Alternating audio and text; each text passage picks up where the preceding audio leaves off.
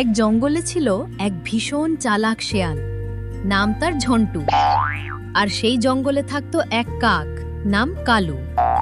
কিন্তু কালুর একটা সমস্যা ছিল, সে নিজের বুদ্ধিকে আইনস্টাইনের থেকেও বেশি ভাবতো। প্রতিদিন পচা মাছ আর নোংরা খেয়ে খেয়ে মুখটাও কেমন পচিয়ে গেছে। না, এভাবে আর দিন কাটানো যায় না। পাশের গ্রামের বাজার থেকে একটু ঘুরে আসি, যদি কিছু ভালো মন্দ পাই।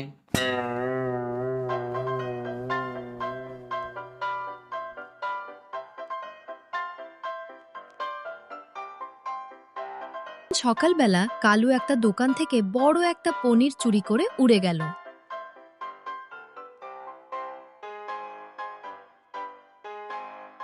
সে একটা গাছের ডালে বসে ভাবতে লাগলো।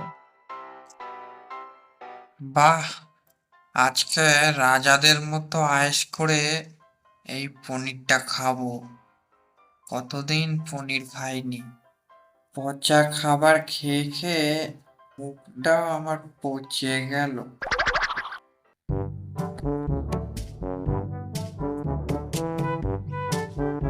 না, এভাবে আর থাকা যায় না। দুদিন কিচ্ছু পেটে পড়েনি।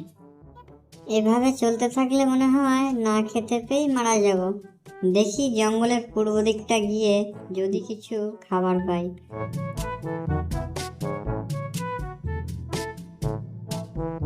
শিয়াল দেখলো একটা কাক এক টুকরো পনির মুখে নিয়ে গাছের ডালে বসে আছে।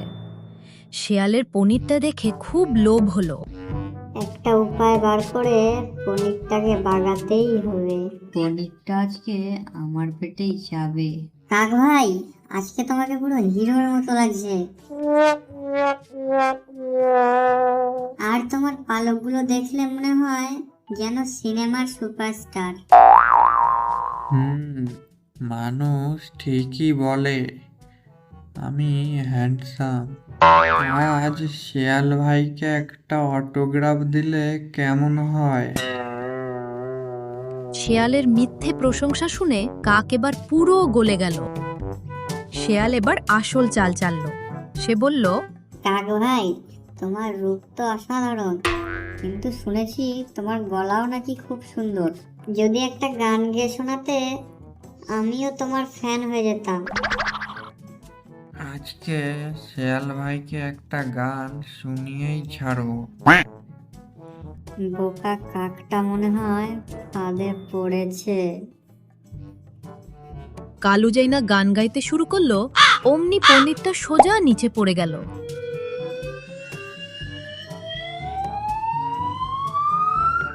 বোকা কাকটা ফাঁদে পড়েছে। শিয়াল লাইটনিং স্পিডে পনিরটা তুলে মুখে পুরে ফেলল। কাক তখন হাঁ করে নিচে তাকিয়ে আছে, আর শিয়াল হাসতে হাসতে বলল, সত্যি কাক ভাই, তোমার গলা অসাধারণ। এটা তুমি ঠিক করলে না শিয়াল ভাই, এটা চিটিং। না ভাই, একে বলে এক্সপিরিয়েন্স। ঠিক তখনই উপর থেকে একটা পাকা আম সোজা শিয়ালের মাথায় পড়ল।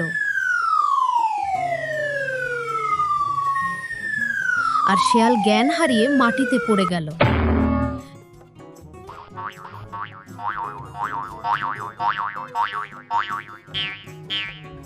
শিয়াল ভাই, ও শিয়াল ভাই, কি হলো তোমার?